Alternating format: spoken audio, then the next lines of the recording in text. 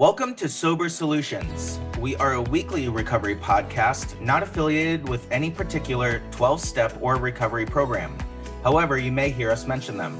My name is Jason, and I'm an alcoholic and addict. My name is Chris, and I'm an alcoholic and addict. My name is Ben. I'm an alcoholic and addict. And welcome back to Sober Solutions podcast. Tonight is episode 12, and we're going to dive into the topic of health and wellness tonight. I am very excited to have our guest on this evening. His name's Eric Sierra. He is from Tenerife, Spain. I hope I pronounced that right, Eric. Eric is actually my personal trainer. I've been working with him for about the last 6-7 months. And he has just been a real inspiration to me personally, not just on my fitness journey, but on my sobriety and recovery journey. So I'm very excited to have him here. Welcome, Eric. Hey, well, thanks a lot for having me on. It's a pleasure to be here with you guys. Good evening. Excellent. So, Eric, why don't you tell us a little bit about yourself and your organization? Oh, yeah, sure. So, like Jason said, I'm from Tenerife Island. That was pretty well pronounced. I'm a fitness coach. I basically work with guys online, trying to help them to learn how to manipulate their body into accomplishing the different goals that they may have. I had a personal experience where I had a lot of struggle trying to put on muscle and then trying to lose fat. And that was a little bit embarrassing because I was an athlete and I was a physical education and coaching major. So I was like, everyone was expecting for me to be able to know these things, and it was a little bit embarrassing. So I kind of went on a journey on myself to kind of learn how to use the food, learn how to use the different exercise and workouts to manipulate every specific body, because we're not all the same. And that's pretty much where my whole journey started. When I started to, get a little bit deeper into these topics, learning how I could use that information into manipulating my body to accomplish what I wanted, and then I learned how to do that with others. Well, basically, that's where I started my entire coaching career. But I have a little bit of, and this a more holistic approach to fitness, because what you can see out there is just like, oh yeah, you gotta work hard and just like eat rice, chicken, broccoli all the time, restrict yourself and all that stuff. And my entire mantra is I'm helping guys take their shirt off with confidence. And it's not about getting you ready to be the cover model for some magazine. It's about you learning how to love yourself through the process, through the progress that you're getting, and through the actions that you're taking. So basically that's what I do these days. That's awesome, Eric. That's really great. And your program really has helped me in all those areas that you talked about. You talk about that three-legged stool of the fitness journey, the nutrition journey, and that mental acuity journey. How would someone really get started in this fitness journey? What would you recommend to be that one piece of advice to kind of say, this is what I'm going to do to get started? So I always say the same, and it kind of sounds a little bit of cliche, and I'm sure everyone here and all the audience have heard this many times, but I actually think it's crucial to do it, and it's to know why you want to change. Because if you don't have a strong why, I would advise you to not even start, because you're just going to waste your time. You're going to waste your effort that you can put toward other things. And unless you have health problems or anything like that, which, by the way, would be a great why, there's no need, right? If you don't have a strong enough why, just don't get into it, because you're just going to waste your time. However, I do believe that 99.9% of the people have a strong why. They just don't know what it is yet. And it's just the first thing that I would advise someone who's just getting started is just asking yourself, okay, why do I want to get in shape? Why do I want to lose this weight? Why do I want to put in this muscle? Because many times you're just going to surprise yourself with your answers. and that's gonna be like the crucial stone to just keep on working on your fitness. And then we can talk about strategy, we can talk about workouts and nutrition and all that stuff. But unless there's something that is really driving you, like you know it, there's going to come to a point where you're going to put other things on top of that, and you're not going to prioritize yourself. That's why I always say, like, if you do the why first, it's going to be way easier for you to put yourself first, so then you can put others priorities on top of that. You talk about a why. When you take on clients, do you, I guess, require or ask them or coach them on how to get their why? So maybe you could use Jason as the example. Was that part of the process? Yeah, it is. It is part of the. That's actually the very first question that I ask anyone who I'm jumping on the phone to kind of like consult. Is like, what do you want to do this right now? For Jason, I remember it was pretty clear. For him, it was super easy because he came to we actually talked. I remember he sent me like a picture of the way he wanted to look like, and he was like, "Hey, can I do this in 3 months?" And I was like, "Nah, hell no."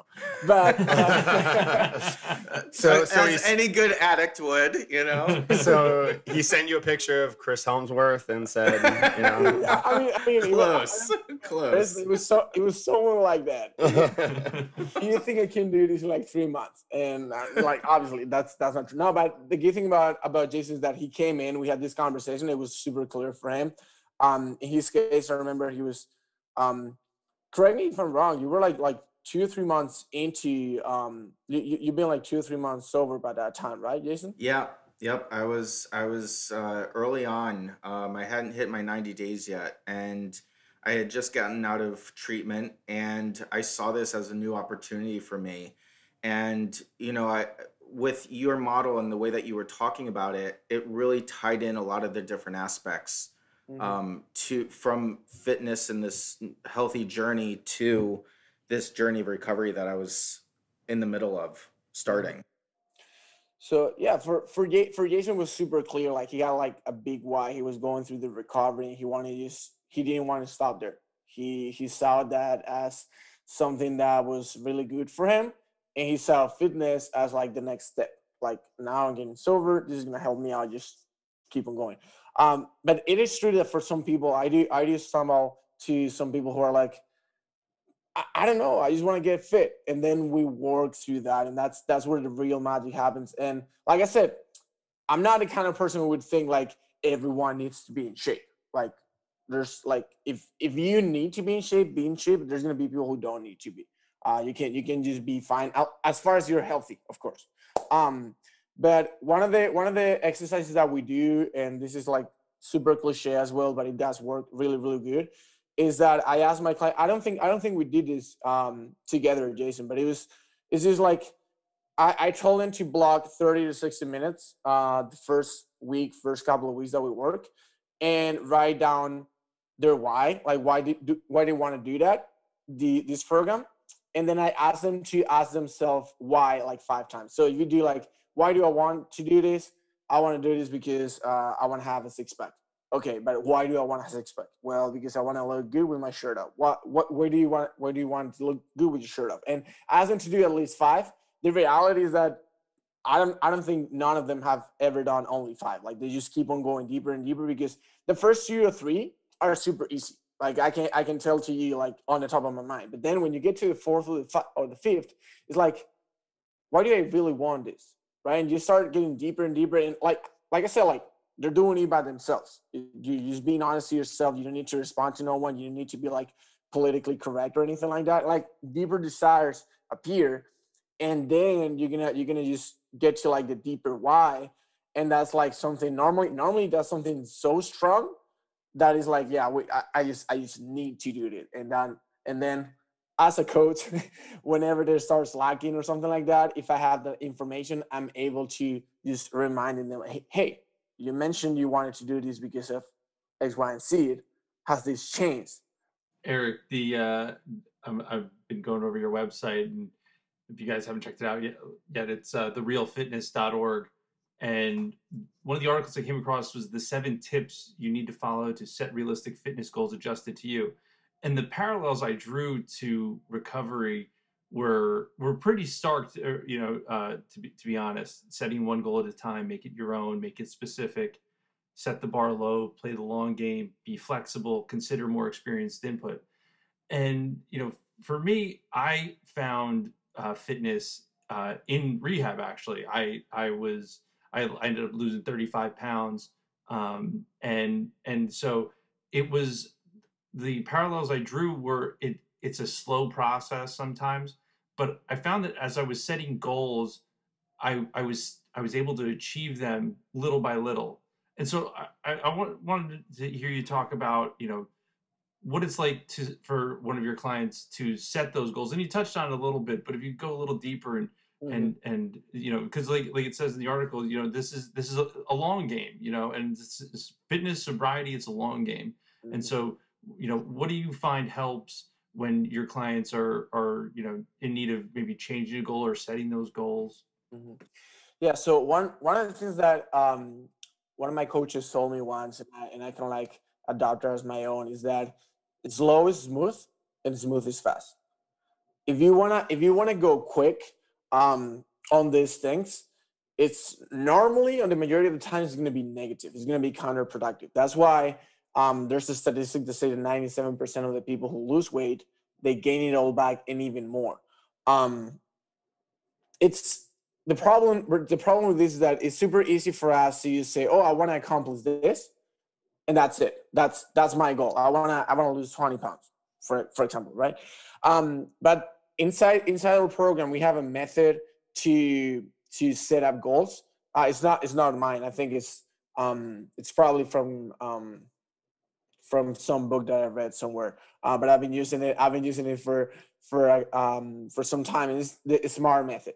So the SMART is the acronym for, it needs to be specific, it needs to be measurable, it needs to be achievable, it needs to be realistic, and it has to have a time depending date. So that means that, first of all, you want it to be really, really specific, to the point where it's not big. Because if you say, "Hey, I want to lose weight," like what does that really mean? That means that when you have like that full package of cookies and you just ate one and you're like, "Oh, you know what? I'm just gonna eat the entire packets because I want to lose weight, and I'm still gonna lose 0.2 grams." So you're still technically losing weight, but you're not achieving your goals, right? It needs to be measurable because you need to figure out a way to know if you're progressing or not.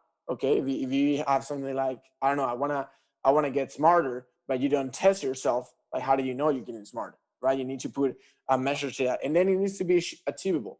It needs to be something that can, like, the two, the achievable and realistic, they kind of like go together. You cannot pretend to just become Dwayne the Rock Johnson in like a year. Like that's just not gonna happen.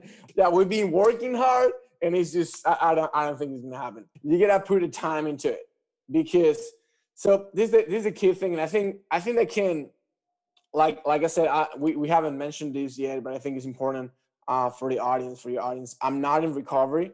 I don't want to pretend like I know what you guys are going through or anything like that, but I know that in goal setting, the fact of putting like times, like you guys do with the 90 days and the 6 and the extra month and the year and all that stuff, it's super, super powerful, because it gives you like a goal line that you can see. And it's super important that you set micro goals along the way, because, for example, if you're trying to lose, I'm just going to keep it short. If you're trying to lose 20 pounds, I'm not talking about 100 pounds or just like something crazy like that, but like if you want to lose 20 pounds, that's not going to take a month. It's probably not going to take 2. For some people, it's not going to take 3, 4, 5. Like, it's going to take some time. And if the goal line, it's like 6 months away, you're going to get discouraged because you cannot see it. Like if you're running a marathon, they put you how many kilometers in are you? And this is because if you don't see the end goal, it's super hard to keep on going. But if you're running and you see, oh, I'm in kilometer 2, or I'm in kilometer 5, oh, I'm just 2 kilometers away, then you're going to keep on going. So it's super, super important that you set micro goals along the way, and also that you reward yourself for them. Because if you're just hitting goals, but like there's no reward to that, and you're waiting to get to the end goal to reward yourself, is the same thing. At the end, you will get used to the micro goals. So it's super important to set micro goals, reward yourself, and then set another micro goal, reward yourself, and make sure that all those micro goals are actually driving you to the end line. Yeah, I mean, fitness and recovery, you guys made parallels, but it's about the journey. It's not about the end goal. I think, it's never like, all right, I lost 20 pounds. Let's stop right now, right? You always want to get better. Same with recovery. I mean, it's not like we have a year or 2 years and we're like, all right, we're done. So definitely, like you said, celebrating along the way has been key for me. I think Jason mentioned the pillars, and I really want to focus on mental acuity. I think that was one of your pillars. In rehab, we had this place called what was it called? The fitness center or the Yeah, it was a gym. Yeah, it was a gym, but it also had acupuncture, yoga, A wellness center. Wellness center. That was it. Yeah, and I mean, Jason and Ben can tell you, I lived at that place. That was the 1 hour, or sometimes during yoga, the couple hours that I just like found myself. But it really wasn't, although I was trying to get bigger, stronger, it wasn't about how I physically looked. It was about what it did for me mentally. So can you maybe touch on the mental side and about how you coach people? Yeah, so I think I always tell my guys that the workouts and the nutrition, like at the end of the day, those are important. But unless you have your mind in the right place, you're not gonna get far. Like you're just gonna like do stuff, and then you're just gonna end up, because your body just needs other things. And the good thing about fitness for me in that sense is that it's like a quote unquote recovery for everything. Because when you have anxiety, when you have depression, when you have a bad week at work, when you have a bad family situation, when you have a bad health situation, when you have like a lot of things on your mind, most of the time those things are things that you cannot control. You can learn to manage them, but in many situations you can just not control them. However, you can always control what you do with your body. You can always control what you put in your mouth. So it's kind of like, for me, I've used fitness in the past in really, like when I was in really, really bad moments of my life, as the point where I was like, okay, so my entire day is out of control, but this hour that I'm working out, I'm in control. And that's so empowering, that actually makes everything else easier. And for many people, I think that they talk a little about like being motivated to go work out and like being motivated to be in a fitness journey. But I think it's all the way around. Like I think when you're actually doing the things that you're supposed to do in the fitness side of things, and you're feeling that power of, hey, this hour I'm in control, it just helps everything else. Like that's why when I see people who are like going through bad places or bad moments in their life, and like, no, I'm gonna wait until everything settles so I can start taking care of myself. It's like it's like the mask on the airplanes, right? You cannot help the little kid or the other person until you put the mask on yourself, because otherwise, like you're gonna die, and they're gonna die as well, right? So you gotta take care of yourself first. And I think that mentally is the best thing that you can do. It's funny, everyone's laughing because literally last week on the podcast, we drew to that analogy. Although Jason reversed it and we had a slight correction. But yeah, no, that was the exact. Oh yeah, we edited that. But no, that was the exact parallel, and I definitely agree. It's all about that journey of self-care and self-love. And you were talking a little bit about motivation as well. I struggled with this, as you know, that time where I lack that motivation, or I demotivate in some way or another. Can you talk a little bit about that and how people can kind of get out of that or work themselves out of that? Mm-hmm. Yeah, I have two things for you. What do you want? What do you want? The coach one, or the caring person one? Yes. Yes, both. Okay, so the caring person one is saying that progress is gonna give you motivation. You Jason have experienced that as well when we were making progress. It's like when we started to make progress, your consistency just went through the roof. And every time we kind of like hit a little bit of a plateau, that's when the consistency will kind of like go down, which is counterproductive because when everything is going smoothly, you don't need as much consistency as when things are kind of like getting stuck because you need to figure out what's going on so you can fix it. But then there's the coach version of it, which is what I would say is that, in my opinion, motivation is for boys and habits are for men. Like you gotta like you if you keep on waiting for motivation to happen, like motivation is I can't remember who said this. But I heard it somewhere that motivation is not something that you have; it's something that you do. I think it's I don't want to quote the wrong guy, but like you develop the like consistency, and I think this is something that Jason was saying on an episode on our podcast a couple of weeks ago. He said, "Hey, I'm not gonna miss a meeting with my CEO because I don't feel motivated to have that meeting. Like I have that on my schedule. I might feel like doing it, I might not feel like doing it, but I'm showing up, right? So I feel like if you have the systems in place in terms of like it's a schedule, you already have like everything that you need to do, like you block time for that, you made that a non-negotiable, you can have like whatever system you might want to build around it. You might feel like doing it, might not feel like doing it, but you're gonna get it done because it's a habit. It's something that you just do. Like you don't need motivation to brush your teeth every single day, and hopefully you do it, right? So like at the end of the day, I think it's just an excuse that society has put into us, and also because there's a lot of like the motivation industry is pretty big, right? Like they're telling you, oh, you need this motivation. Watch this video at 5 a.m. in the morning so you can get just your day going. That's a great tool. I'm not gonna say no. Like I use that as well. It's a great tool, can pump you up, just keep on going. But it's not something necessary. It can be a good add-up, but at the end of the day, what you need to do is to put yourself first, make it a non-negotiable, which is a system, and then just do it. Develop the habit.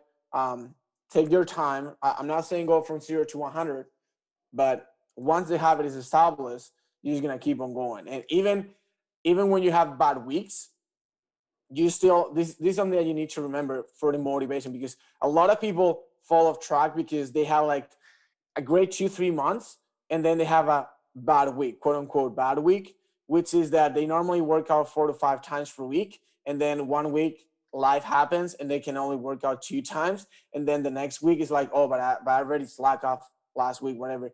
And you gotta just realize, hey, 3 months ago you were working out 0 times per week. So a quote unquote bad week today, it's the best week that you would have like 2-3 weeks ago. Give yourself credit. Stop crying. Keep on going.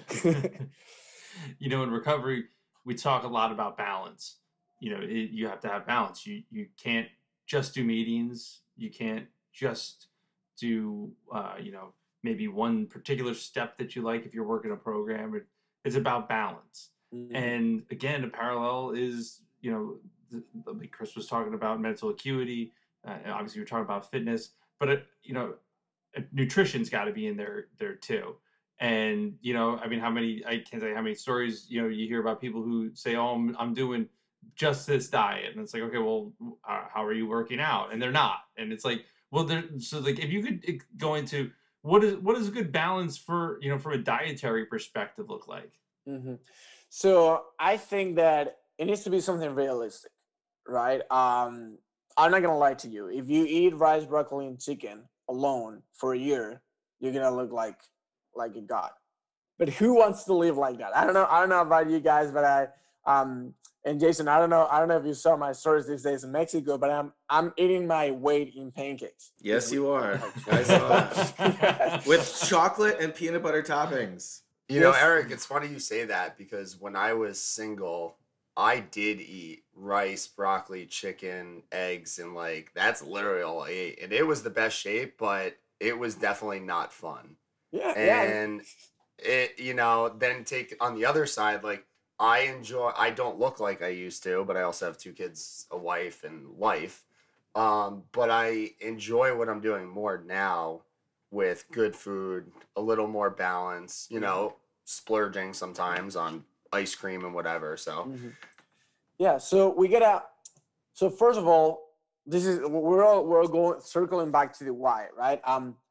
Do you want to be a competitor bodybuilder, something like that, or a power lifter? If you want to, then I just gotta tell you straight up, you need to get a meal plan and eat whatever your coach told you to do.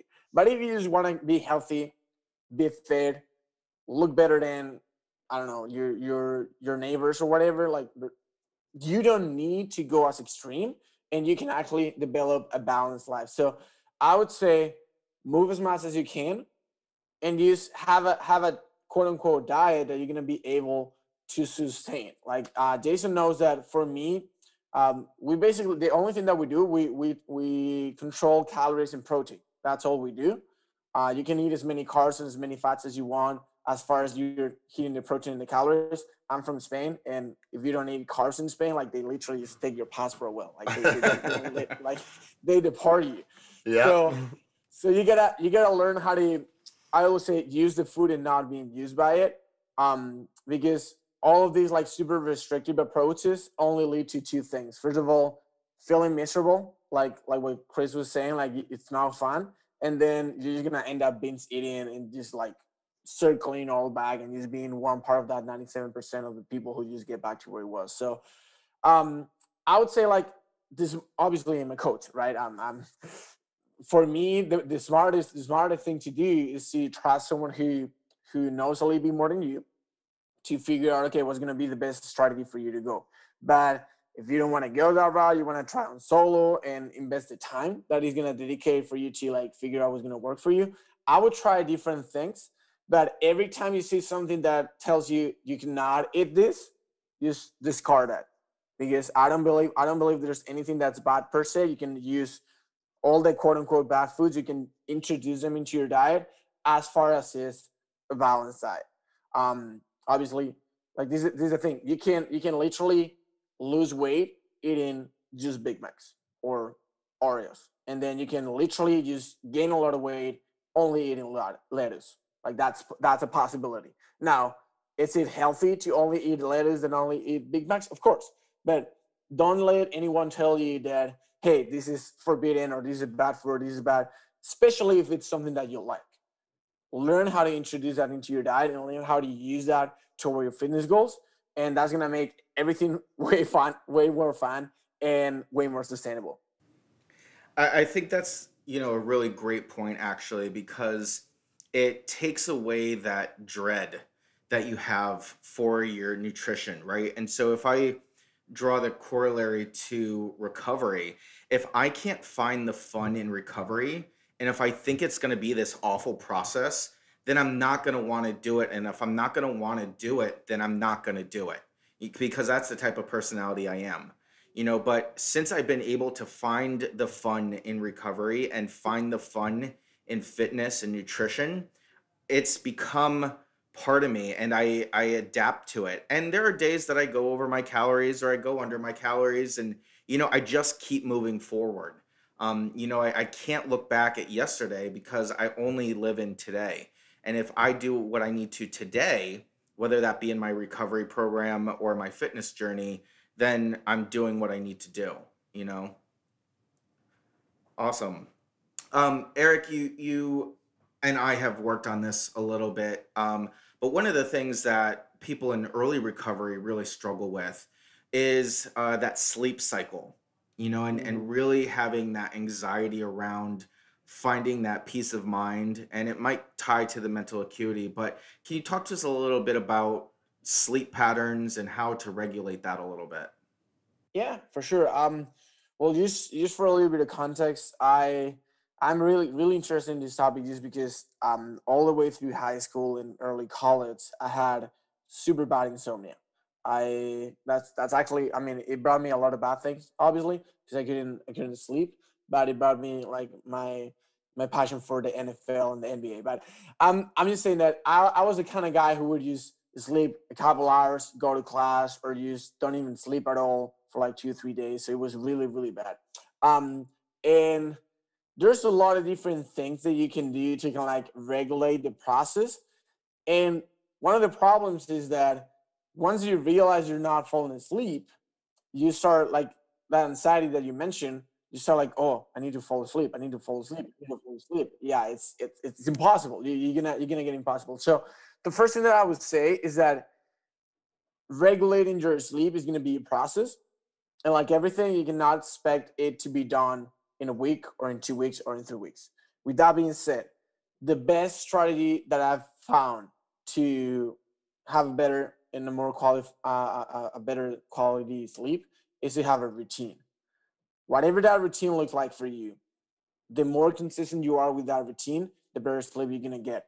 Um, this has a lot to do with how your brain reacts to resting. Basically, like your brain, we work in cycles when we're sleeping. It's normally 90-minute cycles. And at the beginning and at the end of the cycles, your brain is just figuring out, am I safe? Because we're like now we live in houses and all that stuff, but before you had to be like aware of your surroundings and be like, oh, is there something gonna come here and kill me, right? So that's why we talk about like deep sleep and the REM sleep. That's when your body is like sure that everything around you is safe, and it's like, okay, let me just rest. And then over a period, it's gonna like kind of like wake up to figure out what's going on around. So that small window when you're kind of like figuring out if everything is safe for you to go to sleep is the most crucial part when it comes to falling asleep. So if you do the same thing every single day, and there's like a lot of things that we can talk about, like meditation. You can talk about warm showers. You can talk about having like warm lights, which is like yellow instead of white. Reading a lot of different things that you can like make your routine about. It makes it easier for your brain to identify the environment as something safe, so you can fall asleep. So if you're doing the same thing every single day, every single day, every single day, and every time you go to bed, you sleep or not, maybe you have insomnia and you only sleep a couple hours, but even those couple hours, your brain is figuring out, okay, so I slept this couple hours in this specific context, and everything was good. Like I wasn't killed last night, right? So next time I'm in this specific context, I'm gonna like let myself go a little bit more and a little bit more, and it's gonna come to a point where if you have a set routine, you're gonna be able to just go to bed and fall asleep because your brain automatically identifies everything that you did and all the context that you were as a safe environment, so you can actually rest. So my best advice for you, and if you guys want to like get any like specific ideas for you specifically, feel free to reach out, and I'll like give you a couple of suggestions. But whatever works for you, just do it as exact as possible every single day, and that's going to trigger your brain to know when it's time to go rest. Yeah, that was very educational. I actually have a very hard time. I don't have a hard time falling asleep. I have a hard time. Number one, I wake up just too early. And then once I'm up, I can't go back to bed. So I'm talking like 3:30, 4 in the morning. But one thing you hit on is staying a lot of the yoga, the warm showers, that's all about staying present. In recovery, one of the biggest downfalls people have is projecting out, 2 years, 5 years. And if we're able to stay present, both, for sleep, like you said, if we're present and we know that we are safe, we will get better sleep. Mm-hmm. So that was a really interesting take. It's almost like you were saying back in the caveman days, like, am I safe? Is this animal going to attack me? And that's just now engraved in like our innate nature. Mm-hmm. So I definitely appreciate that take on sleep. I've actually never heard that. Well, Eric, thank you so much. And you mentioned if anyone has any questions or even if they want to reach out and work with you, which I would highly recommend, that they can find you on your website, therealfitness.org. But also, can you tell us what your social media is, your Instagram? Yeah. So actually, if you guys want to reach me out, social media is gonna be the best place. That I haven't updated the website in like a year. I need to work on that.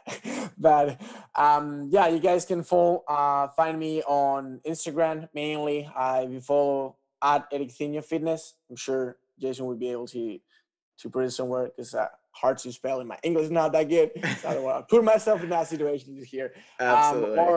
Or you can just send me a message on Facebook, Eric Sierra Marrero. That's gonna be way easier.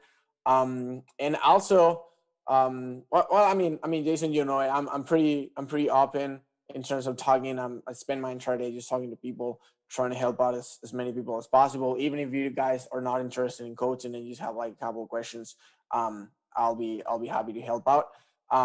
Just let me know that you comment, that you hear me here in the Sober Solutions podcast, and I'll know the guys are from here. And also, if you guys are interested into learning more about fitness, into listening to Jason talking about his fitness transformation, you guys are more than welcome to listen to the Real Fitness Show.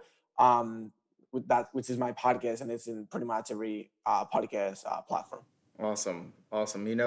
The last thing I'll say is, one of the biggest concerns I had with starting to work with you was that you do live in Spain and I Mhm. don't.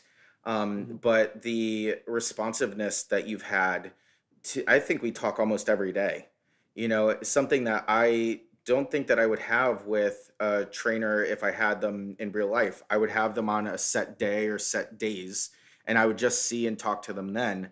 We've really developed that great communication and a real friendship. So it's really great to have you on the show tonight. Hey, I appreciate you guys for inviting me, and yeah, this is what I like to say. When you work with someone online, this is the why I'm working online. You have the ability to be there when it's needed. Because when I was working like in person, like the person will come like an hour and I will see them, and that's it. Like you only know about 1 hour. But then with the online, like you said, we can talk every single day, or we can not talk in 2 weeks because everything is perfect. But we have the ability to be there whenever it's needed. So I think that even if you're considering starting a fitness journey, and first of all, I would recommend you go to get a coach. I'm not saying myself. There's other coaches there. Obviously, I think I'm the best option, but you guys are free. You guys are free to go. But I would highly recommend you guys going for online, because I think the ability that you have to just get someone to help you when you really need it, not only just to count your reps and just hold your towel. It's like out of this world. But that was a little bit of a rant. Sorry about that. Thanks a lot.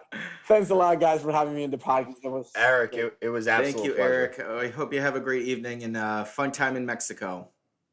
I'll try to. All Thank right. you. Have a good one.